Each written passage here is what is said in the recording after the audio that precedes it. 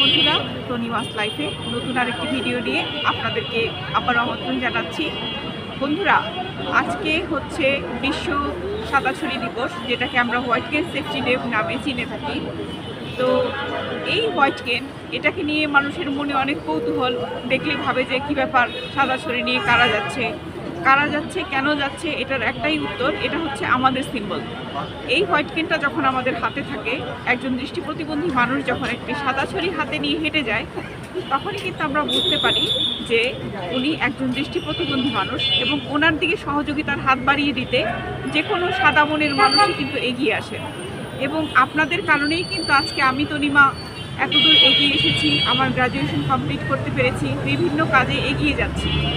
তো বন্ধুরা, আজকে আমি এই ভিডিওটা করছি ধানমন্ডি থেকে। আপনারা নিশ্চয়ই আশেপাশে ভিউটা দেখে বুঝতে পারছেন যে আমি এখন হচ্ছে স্টার কাউপের আশেপাশে আছি। যারা জানেন তারা তো দেখে বুঝতেই পারবেন।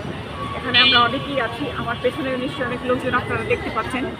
আর রাস্তার ভিউটাও একটু অল্প স্বল্প একটু দেখিয়ে দিচ্ছি আপনাদেরকে, তাহলে আপনারা বুঝতে পারবেন যে আমরা এই মুহূর্তে কোথায় আছি। তো হোয়াইট কেন সেফটি ডে যেই নামেই আমরা ডাকি না কেন, মূল ব্যাপারটা হচ্ছে এই: লজ্জা নয়, ভয় নয়, মনে কোনো সংকোচ নয়, সাহসের সাথে সাদা ছড়ি হাতে হেঁটে যাব আমরা সবার সাথে, এগিয়ে যাব নিজের স্বপ্ন পূরণে সাহসের সাথে, দৃঢ়তার সাথে। এই প্রত্যাশা নিয়ে আজকে এখান থেকে বিদায় নিচ্ছি আমি তনিমা। সবাইকে ধন্যবাদ, টাটা।